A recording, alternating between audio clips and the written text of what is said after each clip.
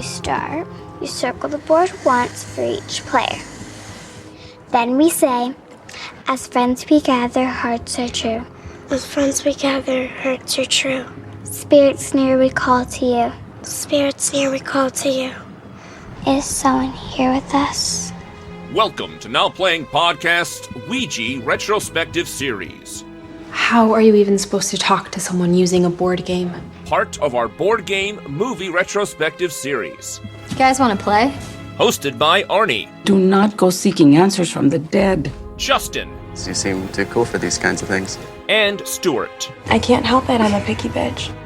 But be warned, this episode will contain detailed plot spoilers and mildly objectionable language. We're none of us perfect, Lena. We hope you enjoy the show. Let's begin.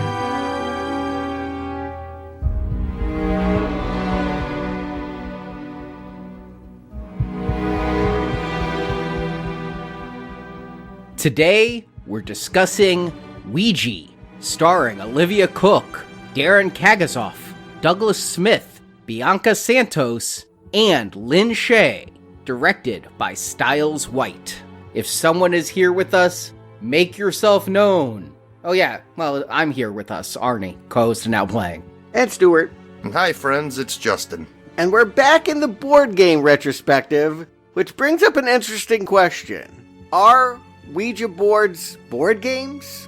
Why did Parker Brothers mass market what should be an occult item that their parents should have told us, stop playing with the devil, right? Yeah, I remember growing up and Ouija boards were spiritual and mystic and dark and dangerous and a pathway to Satan and sold at KB Toys. Right. And so I got one of those when I was 8 and I remember playing it with some friends. I know I played it with the girl I talked about friend zoning me in Teen Wolf on that podcast. I talked about a girl I grew up with. She and I used the Ouija board a few times, and I don't know if you and I ever did it, Stuart, but it was always that thing of, I'm not moving it. Well, of course I'm moving it. I had it purely as decoration. I kept it around in college. It just sat on a bookshelf as a conversation piece, but I never would bother to actually sit there because why would you? It doesn't work. I didn't believe in it. I just thought it was kind of it fit right there with the lava lamp and the wave machine. It was just a statement piece. And it was fun sometimes to watch people's reaction. Every now and then you'd see the person that really had a problem with it. They'd come in the room, they'd be like, oh no, no. Yeah, it just feels like one of those things that by the time you're old enough to actually think about what it's doing, you're probably not really buying into it at that point. It's more for 9, 10-year-olds to scare themselves with it, sleepovers. We did like that stuff. Yeah, slumber parties. There was the whole thing, light as a feather, Bloody Mary. I even kind of throw Magic 8 Ball into that. Remember there was the thing that you could do. I never could figure out how to fold them, but there was those paper fortune tellers where you pick a number, pick a color. Yeah, I used to make those all the time in 3rd grade. Yeah. Yeah, the occult was cool. Yeah, MASH, right? Kids I certainly loved horror at single-digit ages. I wanted to have a connection with the spiritual world. It was just hard to believe in it, particularly when Parker Brothers is going to stamp its logo on it. Of course that doesn't work, right? That's not going to be any more an instrument of evil than Candyland is going to make you gain weight. It's not going to work like that, folks. So why did they do it? How did this thing that I associate with, a spiritualism movement, we could call them mystics or maybe con artists, but turn of the century, there were a lot of people that made their coin duping people into believing they could talk to their dead loved ones. Yeah, the Ouija board goes way back in time. I did more research than just the wiki page on this one, and objects similar to a Ouija board go back to ancient China in 500 BC, where they used spirit boards to communicate with the dead. And the spirit board and the planchette and various tools were used to communicate with those in the beyond for centuries. And then in 1890, somebody said, I'm going to get a patent. And it became something you could actually sell in a store, which is just a weird moment, right? What happened was they had tried to patent it several times. And the patent office said, no, this is not patentable because it's a spirit board, and spirit boards have been around forever. I mean, they were very common in the 19th century. But what happened was this one guy, Elijah Bond, went and tried to patent it, and they're like, well, it needs a name. And so he apparently asked the board itself, what is your name? And using the planchette, it spelled out Ouija, or Ouija, and the patent office went, all right, now you can have a patent for it. It's called a Ouija board, and you have it. And he only kept that patent for 2 years. It turned out making them was too stressful for him, and so he sold it to a guy named William Fuld, who is most often credited with inventing the Ouija board, but he actually just bought the patent and founded a novelty company, and he made over $1 million from selling Ouija boards before World War I.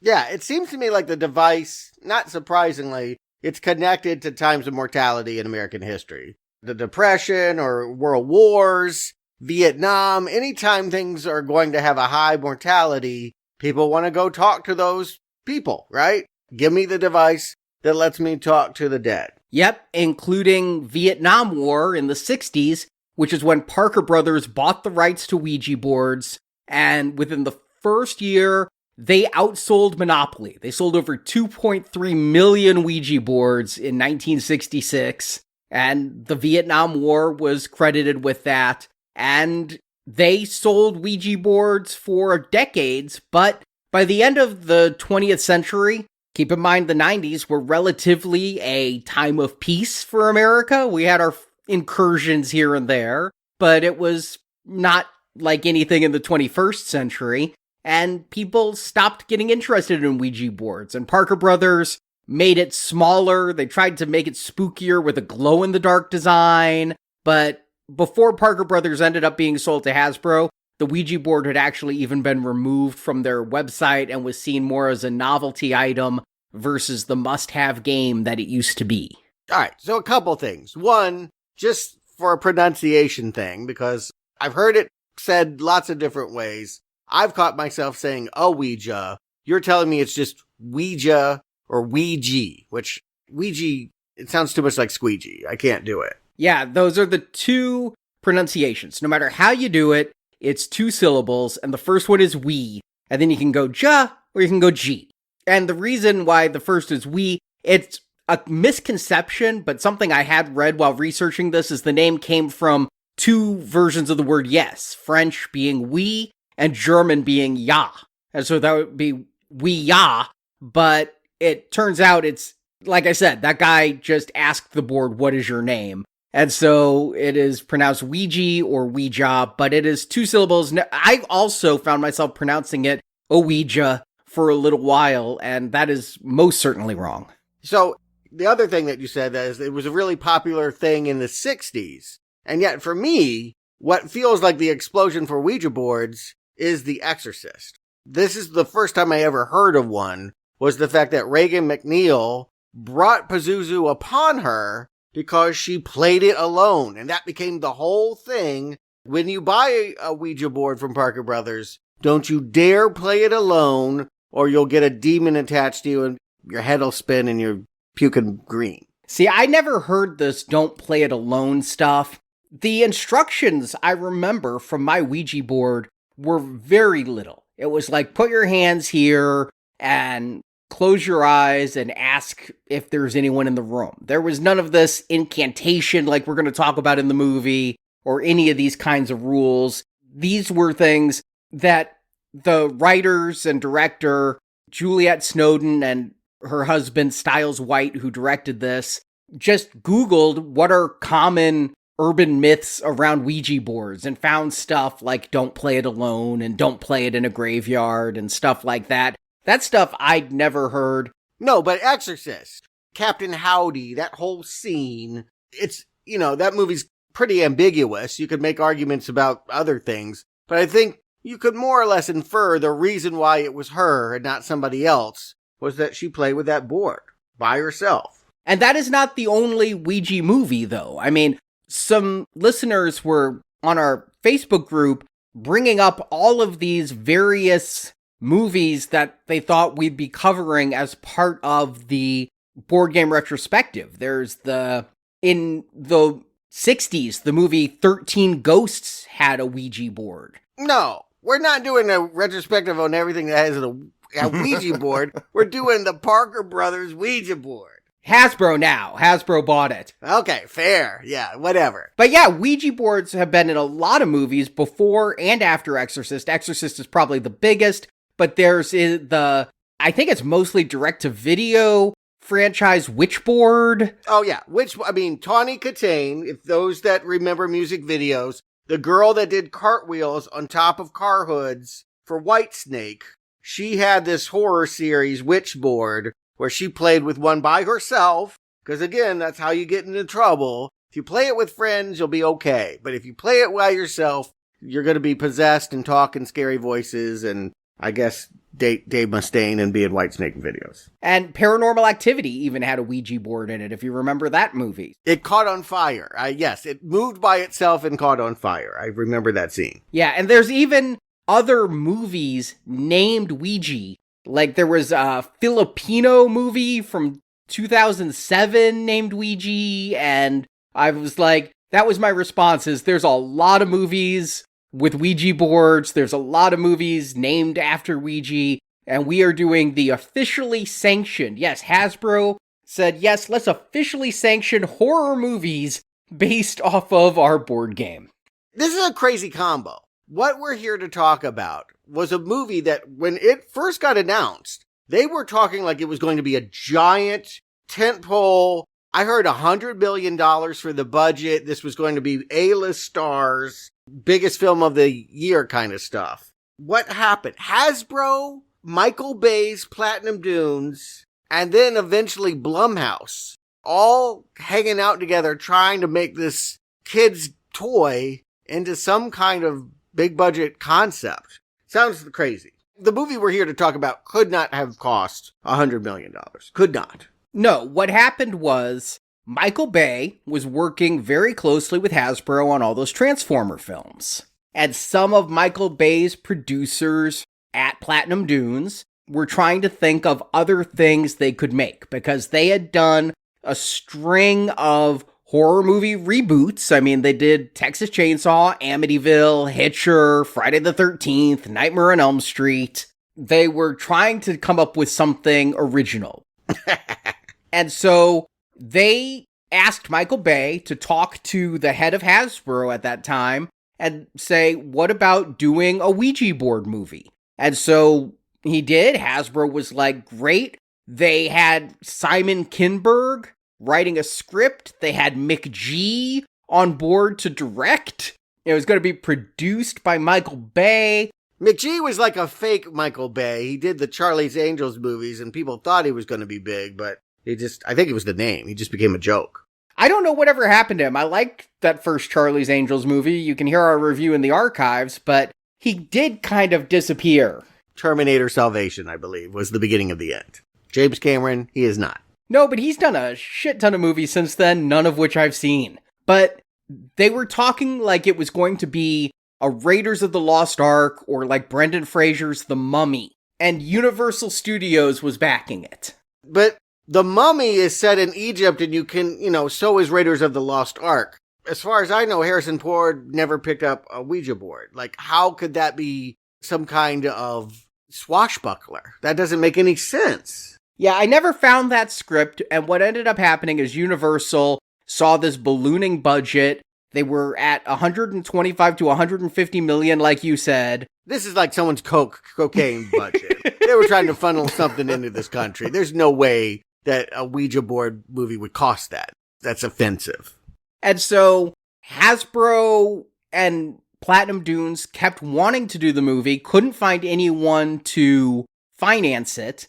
They ended up saying, what if we just go a completely different way with this? What if we, instead of going big and epic, go small? And they brought in Marty Noxon from Buffy to write a script, and they didn't really like it. And while all this was going on, Platinum Dunes got in bed with Jason Blum, who Jason Blum had done a lot of horror website stuff, but then got into movie production, becoming kind of like a Roger Corman, but with quality. You know, where like he's doing everything in-house and he's doing everything cheap. Frugal. The frugal horror guy. I mean, we've covered lots of his work. If it costs more than $5 million, he don't deal with it. Well, Blumhouse and Platinum Dunes came together to make The Purge. And so that's how those two became bedfellows. And the guys at Platinum Dunes were really impressed with how Jason Blum could take this low-budget stuff and turn it around. And so they said, you know, we're working together on The Purge. Why don't we also work together on this Ouija idea? And so then Blumhouse started bringing in this Juliet Snowden and Styles White to completely page one rewrite a Ouija script. And they really wanted these two, for some reason, to write it. Yeah, interesting. Like, you say Styles White, I don't think that means anything. Maybe to anybody. This is the only film he's ever directed. Yes, but he had his name written on some other horror and horror-adjacent projects. It was this weird thing that happened. Like, horror had kind of been dead at the turn of the millennium. And then, like, this movie called Boogeyman, not the one that's Stephen King, but some other thing called Boogeyman, came out with his name on it, and it, like, opened at 40 million. And, like, it was this huge hit, and no one even understood why, other than, wow, there's a huge appetite for horror we're not serving.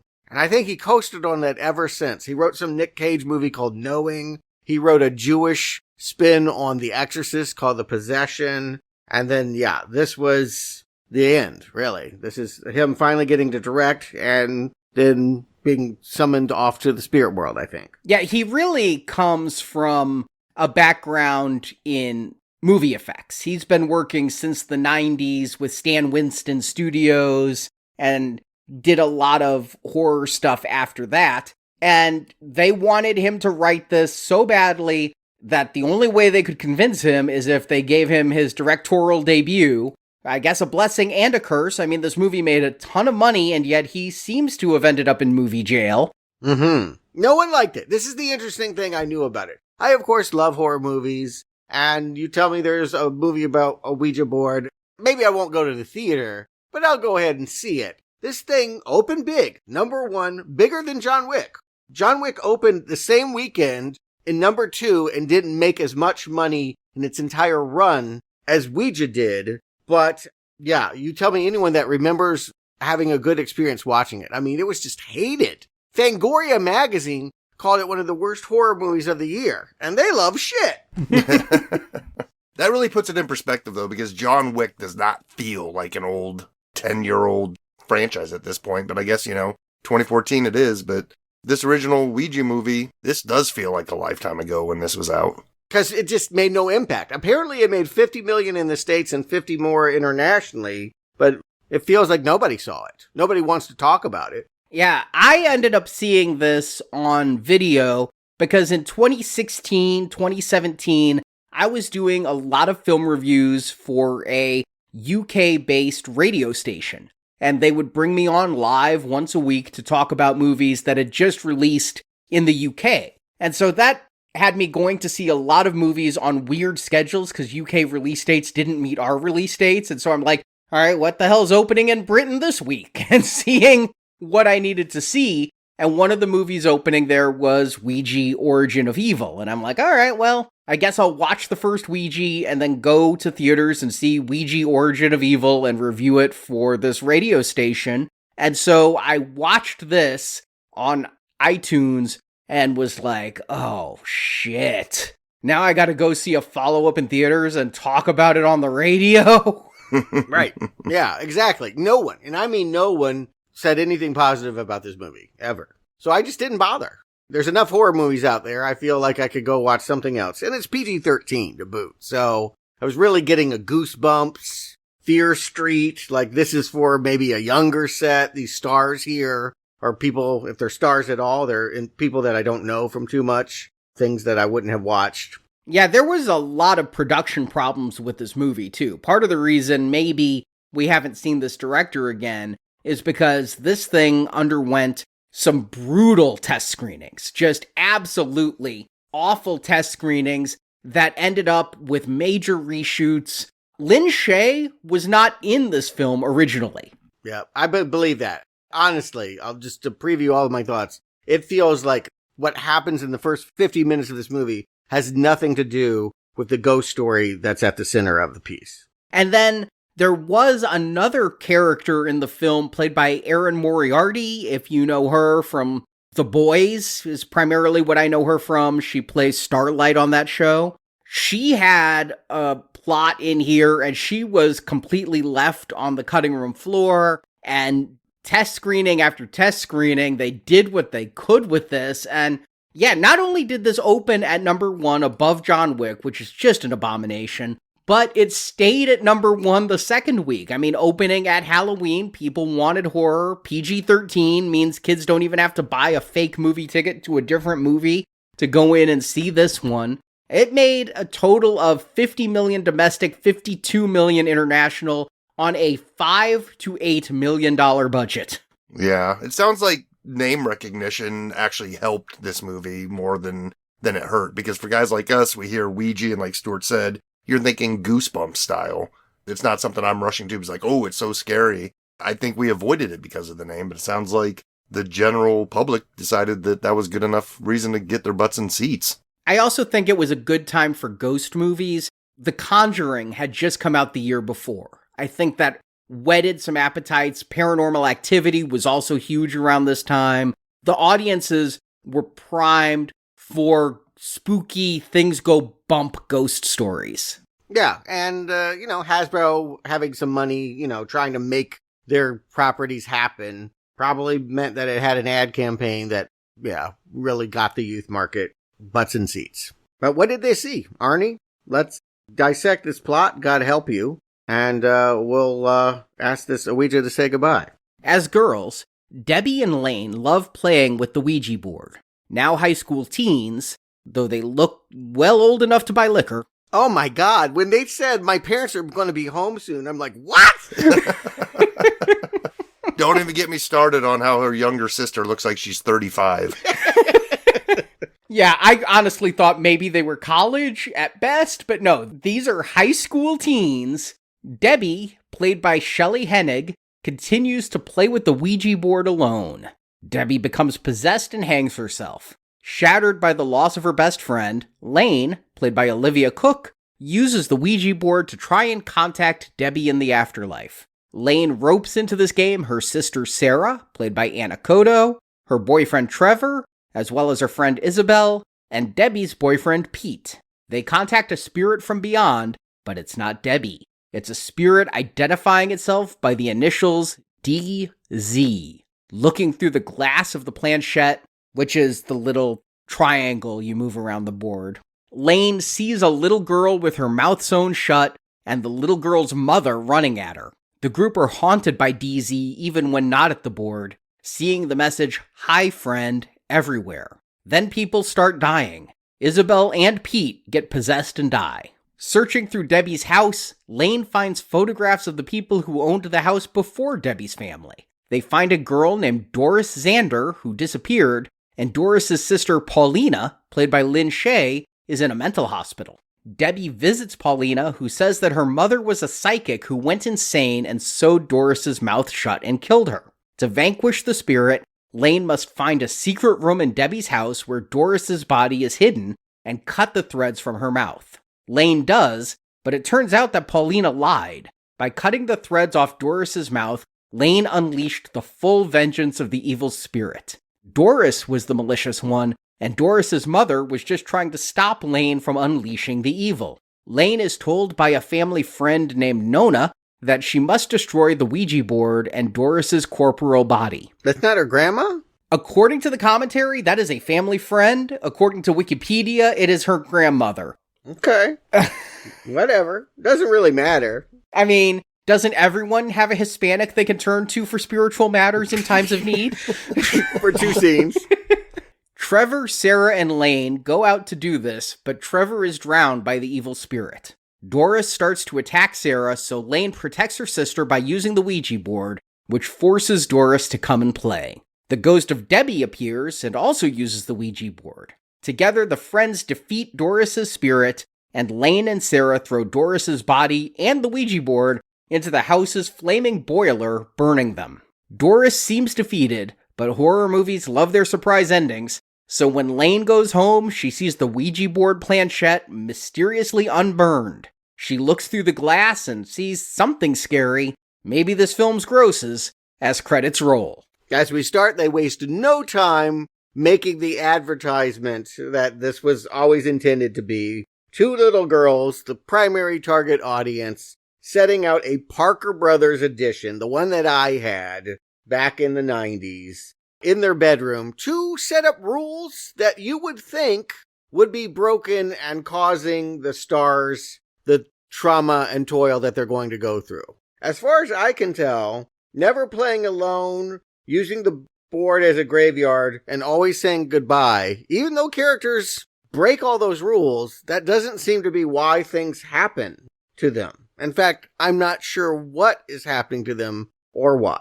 It is interesting to me that in this early scene, we see the Ouija board I had as a kid, which is notable because it has this very light wood. It's like a tan color with brown letters. And for the rest of the movie, we're going to be dealing with a much spookier Ouija board that is darker with light letters. But in this opening scene, the planchette is the same plastic piece of crap that I had as a kid. Yeah, it looks cheap. I mean, again, that Parker Brothers thing, it did not look cool. You want to get a good one. Yeah, the board looked cool. Like you said in college, I could see hanging it on a wall, having atmosphere, but the planchette always looked like crap. And who knew this about the plastic eye being like the ghost finder? I never knew that. Well, that's made up for this movie. It never was before. It was just how you could tell what letter it was over. Okay, so they're taking something that is as thin as it comes. There is no plot. There's nothing to build on here. And they're trying to set up rules that you would think would be the story engine for what's to follow. Two little girls, one that's frightened of playing with the occult, one that can't resist. And here they go, scaring each other in childhood. And then we jump to adulthood, and Debbie's going to die for whatever she was doing. You tell me, what was she doing with the board? Yeah, she is just playing with the board. We'll never know why. It's not like she had a dead parent that she was trying to reach out to, or she had a dead friend. I mean, why Lane is going to be doing the Ouija board makes sense. Why Debbie here is doing it, I don't know. And Debbie, if she looks familiar, Stuart, it is Shelley Hennig from Teen Wolf. She would debut on Teen Wolf the same year as this movie came out. I also saw her in Unfriended, but I won't do her the disservice of talking about that movie. I didn't see the seasons with her in it, but in the movie, she's the naked wolf woman. So, yeah, I remember her being naked. But yes, I really, again, she does play by herself. We don't know why, but I guess that's a reason enough for the spirits to want to kill her? That's what they want? Well, we're going to find out there's a spirit in her house. So the fact that she was playing in her house is really what did it, I think. I mean, doing it alone, I guess, opens the door. There's a dead body in her basement and nobody ever smelled it. Mm-hmm. Parents that are never home. And again, she does look so old when she goes out and meets that childhood friend at the fence and says she doesn't want to go to the high school basketball game. I'm like, what? That's because you're too old. Now, she was playing a teenager on Teen Wolf too, but again, everybody on that show looked way too old too. And here, because of the blonde hair and everything, and just the way they've made her up, she looks even older here than she did on Teen Wolf with the darker hair and the shorter hair. And yeah, her friend Lane outside also, I thought mid-20s, and they probably are, but I just thought the characters were supposed to be mid-20s. Yeah, college at least. Yeah, if I had spooked myself with a Ouija board and burned it, I would actually want to go hang out with friends. Why she's blowing off her boyfriend, why she's blowing off her best friend, why she feels she wants to eat leftovers in a house and then get spooked and possessed. Well, maybe some of these reshoots were because people were confused by this, because later in the movie, we do get conveniently found recordings of herself. It's not like she was putting them on YouTube or anything. She was just recording herself going to clean the attic and finding the Ouija board. I thought they were outtakes from Unfriended, really. No, I get she found the board, and I get that she would play with the board, but the ghost that we're here to talk about, I'll put a pin in it, I won't get into it now. Why would she want this girl dead? I don't know. Why is she dead? Why is it pranking her the way that it is? She's in the kitchen, the door in the mudroom blows open, the stove catches on fire. None of this is relevant to either the ghost story or to how she's going to die. Yeah, it was weird to me that the ghost wanted to boil some tea before hanging her. And yet there's the scene where she's like examining the gas stove. To me, this is feeling very much like Final Destination, only without the sense of humor. She's smelling for gas. Is it going to explode? She's walking through the kitchen. Is something going to hop out? And then she's going to hang herself with Christmas lights. Yeah, she looks through the planchette, and that's the deal breaker. Whenever you do that, your eyes go milky white, and then suddenly you're possessed, and this demon, whatever it is, wants you dead. And so, yeah, she grabs a string of white lights, jumps off the banister of her 2-story stairwell, and friends that were waiting for her at breakfast are going to get the bad news. And we're going to be introduced to Debbie's mom, who doesn't even get a first name, played by Robin Lively. And this is making me feel old, because when I was a kid, Robin Lively was the teen witch, and then she was the witch in Twin Peaks. Now she's the mother. Hey, did you know, and this might be common knowledge, but I found this out a few months ago and was blown my mind, Robin Lively is half-sisters of Blake Lively. No. Wow. Okay, interesting. They also have a younger brother who's an actor. He played Rusty in European Vacation, is also a Lively. Huh. Okay. Multi-talented Livelies. And it's not because I was looking up Robin Lively because I used to have a crush on her. I'm sure not. Of course not. We all want to know about her thespian skills here. But yes, you mentioned this woman that's the mom. She's here for one scene to hand off a box of junk that may or may not be relevant. I'm just going to cut to the chase. I feel like the next 40 minutes of this movie is filled with scenes in which characters say the most obvious things. Like the boyfriend walks in and goes, "I brought flowers," while he's holding flowers. I can't even, nothing is happening in this movie. Let's talk about the star. We know, we recognize, I actually know Olivia Cooke. She was the star of Ready Player One. She was in all the seasons of Bates Motel. I watched that TV series. I guess she's on House of the Dragon now. She is recognizable, talented. Glad to see her here. Yeah, I knew her from Bates Motel when I saw this the first time. Kind of unrecognizable here compared to there. She was so frumpy in that series, and she was always on oxygen, and I guess I saw this before I saw Ready Player One. I didn't really connect her with that movie, but she's perfectly fine to lead this movie. I don't have any fault with Olivia Cooke as an actress in this movie.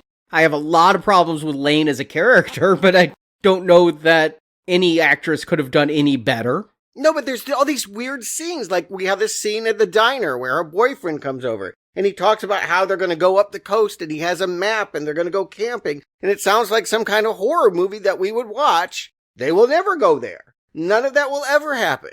She suggests that you'll have to get that through my father. We think, oh, she must have a really overprotective father that doesn't let her do anything. That dad is in one scene after he's told her, "Your friend's dead, I got a business trip," and disappears for the rest of the film. Every adult just skedaddles out of this movie ASAP. It's crazy. Yeah, I guess they're fine letting their kids be killed by Ouija boards. Yeah, it's a trope of these movies that the parents are absentee. You go back to Friday the 13th, they're all away from home at camp. You go to Nightmare on Elm Street, the parents are all drunk or checked out or having affairs. But here, your best friend's dead, but I've got to go on this trip. And he drops a line that I thought was going to be important. Nobody knows I'm going on this trip. I thought the father's unexplained absence was going to be a major plot point of this movie. I was thinking like Scream, the way Sydney's dad is missing for all that movie, and then he turned up to be tied up in a closet. So I thought for sure the fact that nobody knew the father was on this trip was going to mean something. Nope, never means anything. But it's true of all the characters. I mean, there's this waitress that just comes and sits down at their table. I guess she's their friend. She talks about how she's trying to find a boyfriend and she's so lonely and is not monogamous and all that. You think, well, this is going to be how she dies or an important character detail or nothing that they talk about or mention, objects they find, nothing in the first 45 minutes of this movie has anything to do. We might as well just skip to the end because there's nothing that happens in these 45 minutes. Seriously, I'm looking at my notes and I barely took any because nothing is really happening. It takes a long time for this movie to get rolling. And what's funny is they're talking on the commentary about how they cut out stuff to make it move faster. There's apparently a lot more between Lane and her sister Sarah that was cut about how Lane is going to be going to college and Sarah needs to be more responsible and she's afraid to leave Sarah alone with their dad after she's gone because Sarah has this boyfriend who we never see, but he has a black car, so we know he's dangerous. Yeah, Subaru. Yeah, just another plot point about like she's overprotective towards her sister. They mention you don't have to be mom. Okay, they have a dead mother, right? This has got to be relevant in the story about the afterlife. Nope, never comes up. Why would you bring that up? I mean, shit, what are they on about? This Styles White. I don't know what his special effects work is like, but this script is shit. You might as well have had it written by a Ouija board. Just move the planchette over letters, and that is what listening to this dialogue is like. Well, even the parts that you would think they would want to make tight, right? Have some good dialogue and really dial in is when they're messing around with the Ouija board. And when they're doing that, they're not even like making it followable. Like they're shooting like 5 questions at a time before they let the spirit answer. It's like, that's how it works. Ask one question and get an answer, and then move on to the next. And again, their questions are so dumb. It's like, what did you have for lunch? I'm like, these are not relevant. Like, all they get from the first seance is that the ghost goes by D. That's it.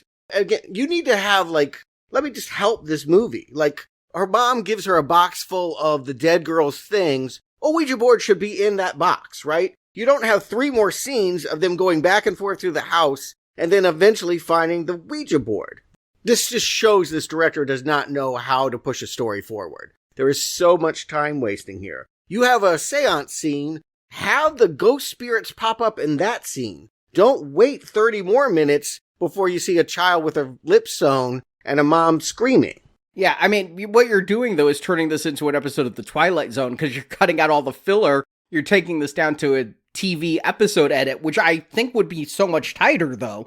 I agree with everything you're saying, but you're cutting this to the bone, and it just wouldn't even be feature length that way. But I agree, getting all these friends together through these machinations, and it's hysterical to me because Debbie's boyfriend, Pete, wasn't invited to the Ouija board seance. He just shows up at the house. They break into Debbie's house because her parents, dead kid, good time to just leave town. Mm-hmm. She can't deal with it, so you watch my house. Yeah. All right. Yeah, of course. Well, we're going to have seances. I hope you're okay with that. And then some interior decorator. You tell me, last time we looked at the stairwell, there was a dead body hanging from it. But now somebody's hung a lamp, and it's like floating around and stuff. Like, did the ghost do that?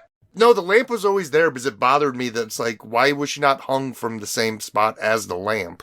Like, what was she hung from? The lamp was there while she was hung? Mm-hmm. Weird. And I was like, was there another hook on the ceiling up there, or why did she not just use the one that's hanging the lamp?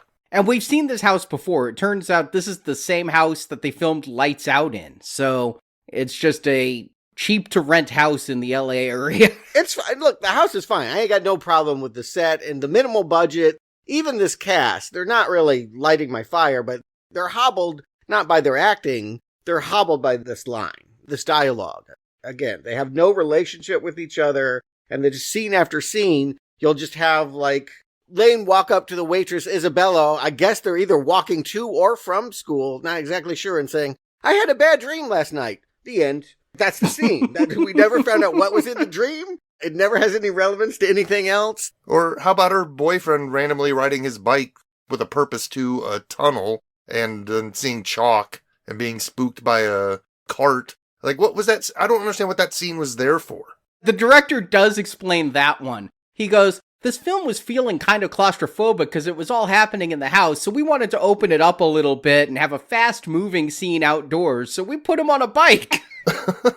Yeah, okay, genius. Yeah, all right, Alfred Hitchcock. But yeah, let's talk about what is developing here, because this is maybe one of the few things in the first 45 minutes that at least has a tie. So I noticed they never said goodbye on the board. So maybe that's the reason why the D spirit continues to prank them. If they had said goodbye to it, it wouldn't be able to reach them. But now in their daily life, the message, "Hi friend," keeps popping up. In the case of Isabel, she works at that diner. She's throwing away some garbage and she sees written on the moisture on her windshield, "Hi friend." And one of the other dudes has it scrawled on his desk.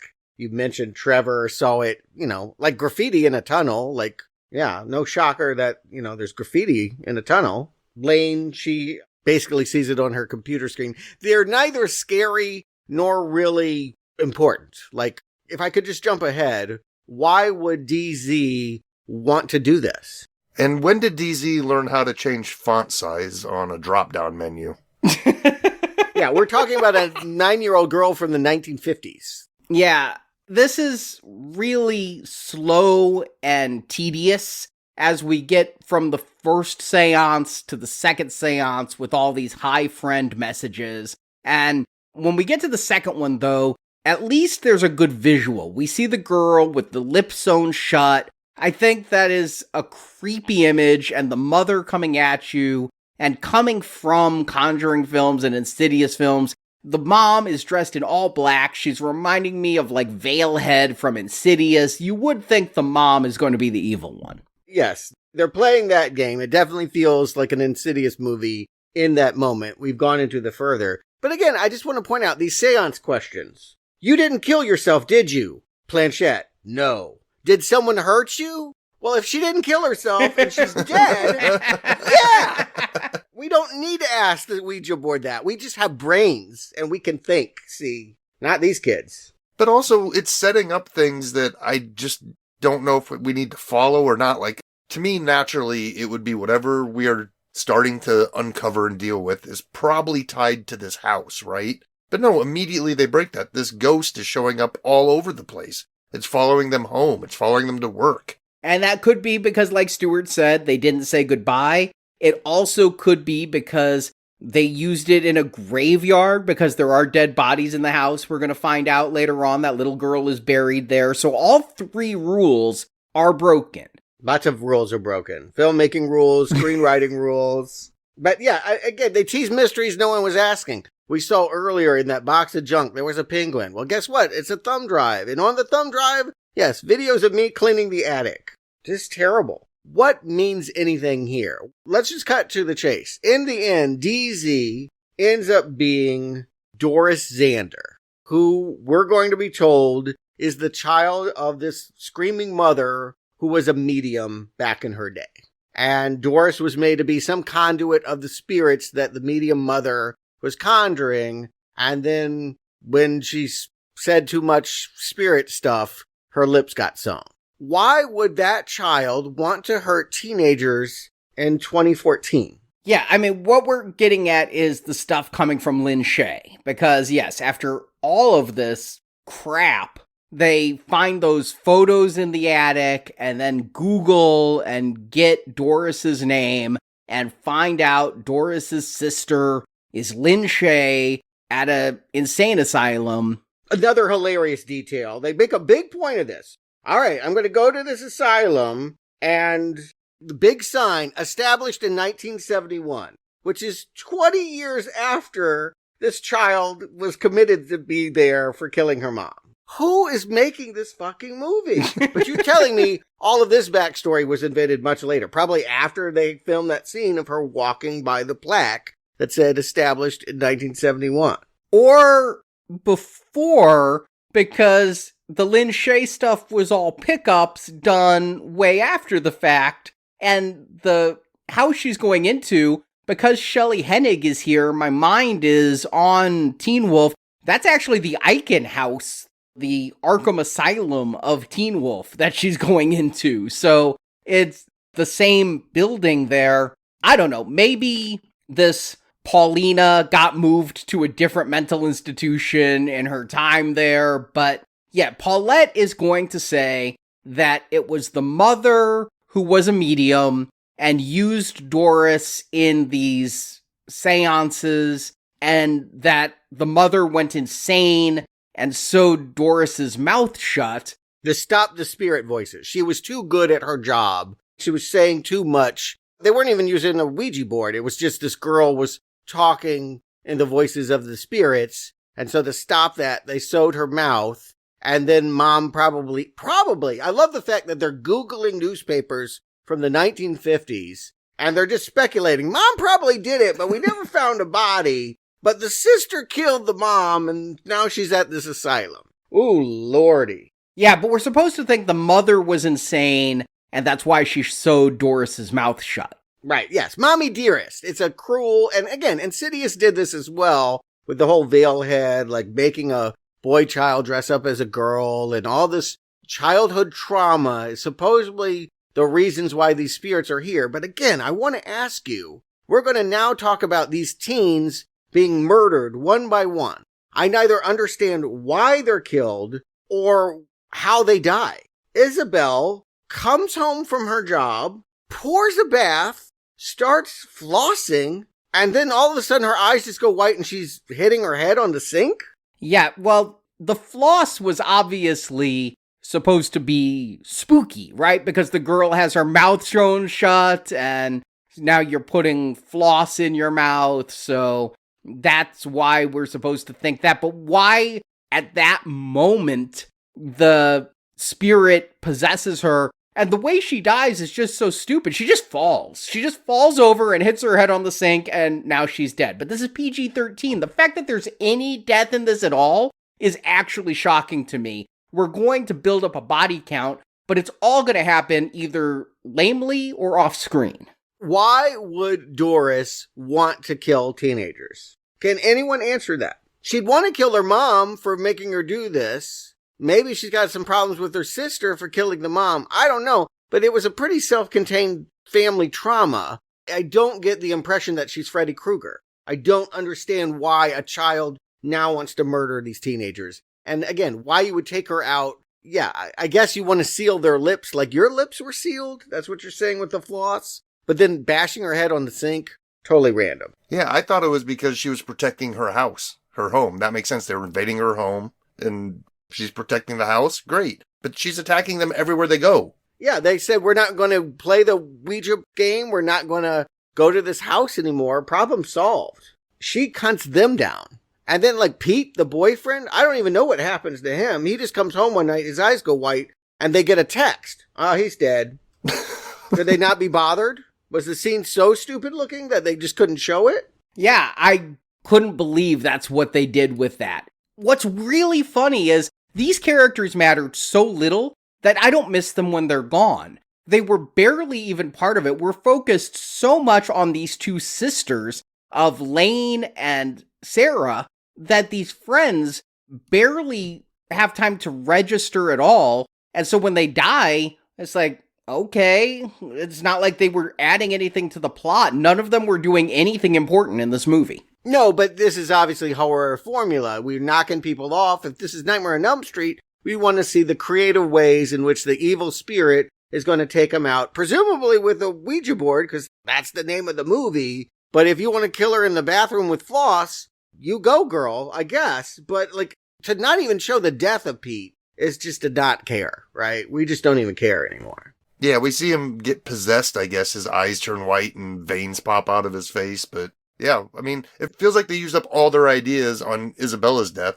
and only used one of them. Like, I thought she was going to drown, or I thought maybe she would cut through her face with the floss or something. And like Arnie, you already said, feels like somebody watched Final Destination and was like, ooh, good idea, but they didn't understand what they were watching. Mm-hmm. Yeah, go with it. I mean, again, this is what is going to be intriguing to people. The creative death is what you can do. And even on PG-13, I refuse to believe that they couldn't show some kind of stylish death. That is why we are here. They dared to play with this evil board, and now some ghoul is making them die in creative ways. It writes itself. So why are you making it so hard to follow? Why are you making it so that nobody cares? random people walk in a scene and you're not even exactly sure why they're dead except you get a text later. Anyway, they solve the problem of DZ, that Doris is actually down in the basement. Arnie, you've already talked about no smell problems. You buy a house, you don't notice it has a secret room behind the boiler in which corpses have sealed lips. But if you open up those lips, snip them free, it looks like the little girl, like hurricane breath, knocked mama away, and now they just leave the body down there? They're like, okay, problem solved, we'll leave the corpse and go on with our lives? Yeah, I think that they're so freaked out by what happened, they just race out of the house, and yeah, they leave the dead body and everything just right there. It's ridiculous, but... Yeah, but when we get back to Lin Shaye, she's giggling, ha ha ha, you fell for my evil plan. You believed Mommy Dearest was the evil one, but in fact, it is this little girl who now has the mouth to release more demonic silliness, and she'll be coming for you. And the mother, I guess, was running and screaming to try to prevent the people from contacting Doris. The mother will never come back into this movie again. The mother ghost is now just disappeared. She blew away with the wind, with the gust of breath, I believe. I have to say, that was kind of a cool effect. You know, she was kind of dusted into the wall, and there's somewhat of like a shadow left of dust on the wall in the shape of her body. I guess. There's not a lot that I would use the word cool. I'm looking for little things to latch on to here. It's the kind of stuff I was expecting to see a lot of. Yes, I'm coming for a supernatural seance movie. I want to see all kinds of freaky stuff happening in dark rooms in the house. I don't mind the claustrophobia. We didn't need to go outside the house. You just need to show us cool things inside the house. And on that front, they keep failing again and again. They could have made this all one night after a seance, right? We didn't even need to leave the house. You could have just made it like, rack them up. Here are all your teenagers. They're coming over for a seance to talk to their dead friend and find out why she died. And now they got to deal with a demon that's going to kill them one by one. That's all you had to do. Yeah, because it makes the parents' absence even more ridiculous at this point. Like, the dad's not going to call off his business trip because now 3 of his daughter's friends have died in the last couple days. I think that's something you come home for. Yeah, and then, like, you're saying family friend or maybe grandma is, like, doing the laundry? Maybe she's, washing clothes or something? But, like, she's there just to tell him, don't be messing with no Ouija board, and if you do, burn the board with the body. Helpful advice from someone that doesn't know anything about Ouija boards. She messed around with Ouija boards back in the 70s, man. She knows all about it. Okay.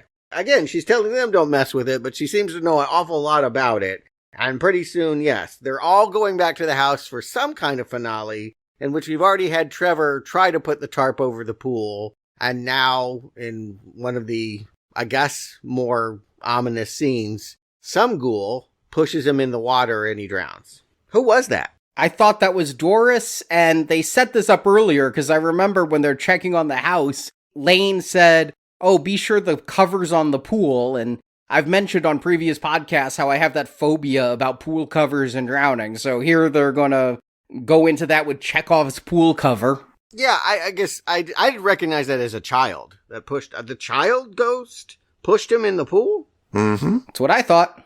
All right, sure, whatever. Arnie, isn't your fear of pool covers being trapped underneath the pool cover, not being able to get up? This guy's just laying on top of it. Yeah, but he gets tangled in it. He, falls in it and it wraps around him, and then you are kind of bound and drowning. Yeah, pretty soon he's wide-eyed and standing in the corner, Blair Witch style. And again, these are people that have seen imagery from horror movies, but probably have never paid attention to a story before. They seem to have no ability to follow A, B to C. It's just amazing how this movie is like a series of, I don't know, like crack open a bunch of fortune cookies and stitch the fortunes together, and that's how this feels plotted. Suddenly, they're just in the room? You tell me what happens here. They're suddenly in the room, and the dead girl, the suicide hung from the lights, is going to be playing Ouija? Yeah, what happens is there's only 2 left, and those are the sisters, Lane and Sarah. And Doris is just picking these people off one by one, right? I mean, they're all getting killed. Doris goes after Sarah, and Lane evokes a rule. Since you can't play Ouija alone, Lane is going to play Ouija And that means Doris has to come attack Lane for breaking that rule and leave Sarah alone. But then, because test audiences really wanted to see Debbie return, Debbie's just going to appear as a spirit to join with Lane while playing Ouija and having some kind of battle of the wills against Doris. Yeah, nonsense. This is not a climax. And again, what has been solved here? They burn the board and her body, so Doris is just going to upchuck all the evil spirits in her body and disappear. That's the end. Except we got one more, tease the sequel. Lane is now the one flossing in the bathroom mirror. And, they can't even commit to what might be coming. She looks through the planchette and, I don't know. Whatever you think of is probably better than what the screenwriters would show you. I can come up with a lot that's scarier than what these screenwriters came up with, I gotta say. I think that the little bug that crawled out of my shower drain the other day is scarier than anything in this movie. But, as friends we gather, hearts are true, spirits near, we ask of you, do you recommend Ouija? Justin. Can you feel our hands moving towards the no section of the board?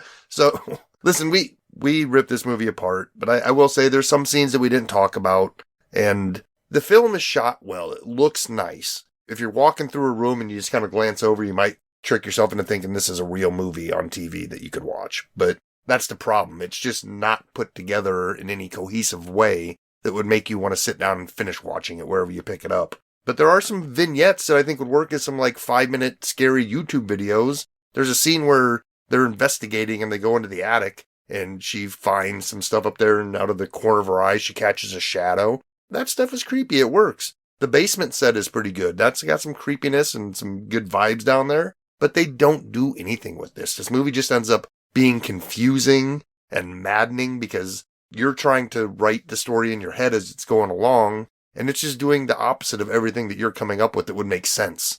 I don't have a whole heck of a lot to say about this that's good, so it's an easy not recommend. I mean, you can skip this one and leave it in the closet with the rest of the board games you haven't played. Stuart. Yeah, the game being played here is not Ouija, it's telephone. The one where you tell the person behind you a secret, and then they're going to turn to the person behind them and tell them what they heard, and by the time it gets to the person at the end, it has nothing to do with the story that it was when it started, and that is the screenwriting process of this movie. What they spent their time on, setting up character details and relationships and boyfriends that are going to be doing this, and all these details come to naught by the time we actually find out what's going on in this house with Lin Shaye and the 50s and all of that.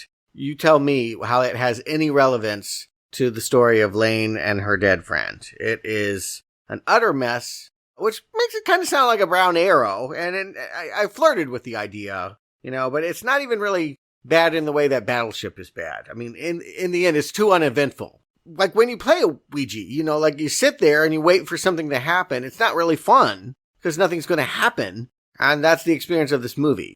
I'll concede that, yes, maybe one or two images would have worked in some kind of Goosebumps, Scary Tales to tell in the dark, whatever that movie was. Yeah, I feel like there's a tween horror audience that would appreciate about 35 seconds of this movie, but the rest of it is an interminable bore. It's nothing you can understand happening to a bunch of nobodies for no obvious reason. And so for that, let's move that planchette to a hard no. Don't watch, not recommend. So you're saying that it accurately represents playing an actual game of Ouija? Yeah, sit there and wait for the spookiness that never happens. But make sure you do it for 90 minutes. At least this movie's short. Yeah, I'm sitting at the board, my hands on the planchette. Whoa, that was fast. It whipped to the no in the corner.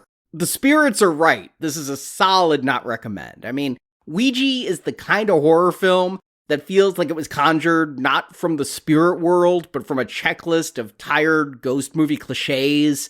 It's a lifeless blend of jump scares, bland and stupid characters, a plot as thin as the Ouija board's own instruction sheet. I mean, this Exorcist wannabe doesn't conjure up any terror or even intrigue. And the cast is so milquetoast that I almost didn't even notice as each one is killed and went missing from the film.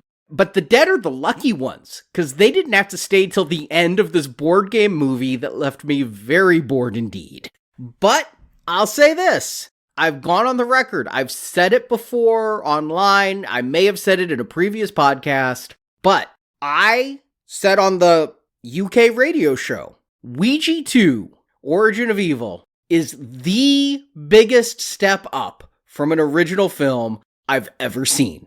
Okay, well, I'll take it, because there's no way that I want to watch any continuation of what we just saw. Hopefully it has nothing to do. Maybe they just take the idea of kids playing with a spirit board and run far away from this nonsense.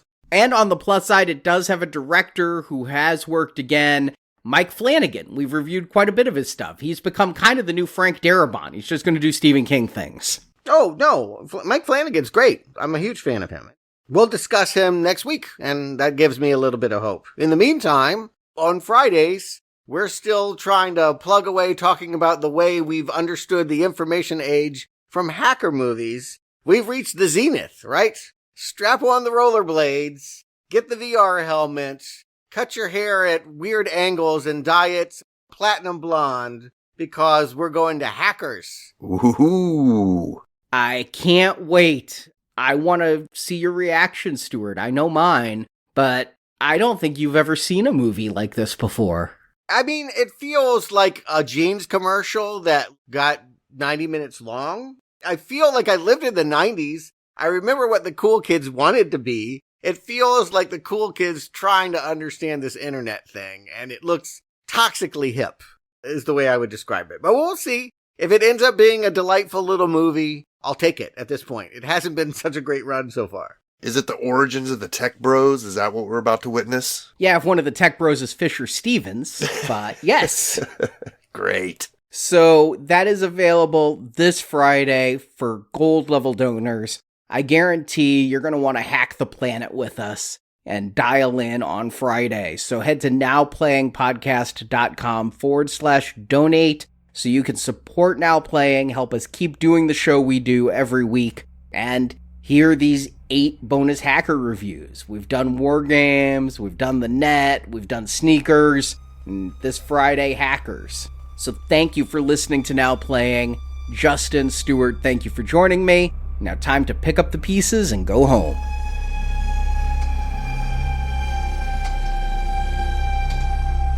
So be honest. Was it you moving the planchette? No. You? No. No way. Thank you for listening to this Now Playing Podcast movie review. I can't thank you enough. That was amazing. Support from listeners like you keeps Now Playing Podcast on the air. I don't know how else to make you hear me. You can donate directly by tapping the support button at nowplayingpodcast.com. Cost us $5. Help us spread the word about this show by leaving a 5-star review on Stitcher, Podbean, iTunes, or your podcast store of choice. We tell them the truth, we just need to help them believe it. You can also compare notes with us on Letterboxd. Go to letterboxd.com/nowplaying to see what our hosts are watching when we're not recording podcasts. And follow Now Playing on Facebook, Twitter, Instagram, and our YouTube channel. I wish you'd join us. It could help you heal. On our site, you can hear reviews for every installment in the world's biggest film franchises, including the Marvel Cinematic Universe, Star Wars, Spider-Man, Batman, X-Men, James Bond, Middle-earth, Jurassic Park, Fast and Furious, and Transformers. I heard the voices too. They tell you the most wonderful, awful things. Now Playing Podcast is produced by Arnie Carvalho. The energy is growing, and it is hard to stop. Associate produced by Jason Latham. You wanted us to play, we did, and now we can leave it alone. Now Playing is edited by Heath, Santiago, and Arnie. He's gone. He lives in the dark and the cold, and he screams and screams and screams. Now Playing credits read by Brock. We're gonna need to spice that showmanship up a little. The opinions expressed in this podcast are those of the individual hosts and may not reflect the views of Venganza Media Incorporated. No secrets between us, remember? Venganza Media Incorporated is not affiliated with, and this podcast has not been prepared, approved, or licensed by any entity that created the film analyzed herein. Scam is a lie. We don't lie. We help people. All movie clips and music included in this podcast are the intellectual property of their respective copyright holders. They are included here for the purpose of review, and no infringement is intended. Think that'll work? I honestly don't know. Now Playing Podcast is an exclusive trademark of and may not be used without the express written permission of Venganza Media Incorporated. I don't want to go. I want to stay here and talk to my friends. Now Playing is a Venganza Media production, copyright 2025, and no part of this show may be reproduced, repurposed, or redistributed without the written permission of Venganza Media Incorporated. All rights reserved. You were never alone. I'll never be alone. I'll never be alone again.